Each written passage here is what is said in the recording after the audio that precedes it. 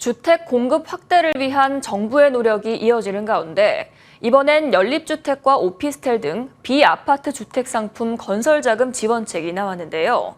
주택 사업자들의 반응은 냉담한 편입니다. 이한기 기자입니다. 지난달 정부는 주택 공급 활성화 대책을 내고 비아파트 사업 여건의 개선 의지를 드러냈습니다. 자금 조달이나 규제 문턱을 낮춰 지원을 확대하겠다는 겁니다. 당장 국토교통부는 오늘부터 비아파트에 대한 주택도시기금 대출 지원을 늘리기로 했습니다. 먼저 민간 사업자가 비아파트를 분양할 때 가구당 최대 7,500만 원까지 대출받을 수 있도록 했습니다. 민간 임대주택 건설 자금은 가구당 최대 1억 2천만 원에서 1억 4천만 원까지 빌려주는데 대출금리도 2에서 3%대로 낮습니다. 더불어 기존 토지담보대출에 대한 대환대출까지 허용하기로 했습니다. 하지만 아파트보다 환금성이 떨어지고 전세 사기 문제로 다세대 다가구 주택의 인기가 점차 시드는 추세라 업계 분위기는 냉랭합니다.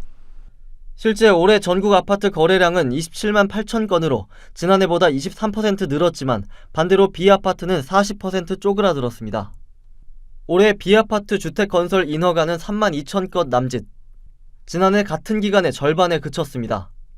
아파트보다 감소폭이 13.4%포인트 더 큽니다. 주택 건설업계에서는 사업비 지원 등 공급 활성화 방안보다 시장 수요 자체를 진작시킬 대책이 더 필요하다는 입장입니다. 사업자들 입장에서는 사실 시장이 풀리고 수요가 많이 들어오면은 없던 것도 만들어내가지고 분양을 하려고 할 텐데 섣불 만들어서 내놔봐야 사람들이 안 살 것 같다는 생각이 많이 드니까 사실 이거 사업 추진 자체를 망설이게 되는 거잖아요. 결국 비아파트 사업을 활성화하려면 무주택 간주 소형주택 기준을 대폭 완화하거나 주거용 오피스텔의 주택수 제외 등 정책적 지원이 뒤따라야 한다는 겁니다.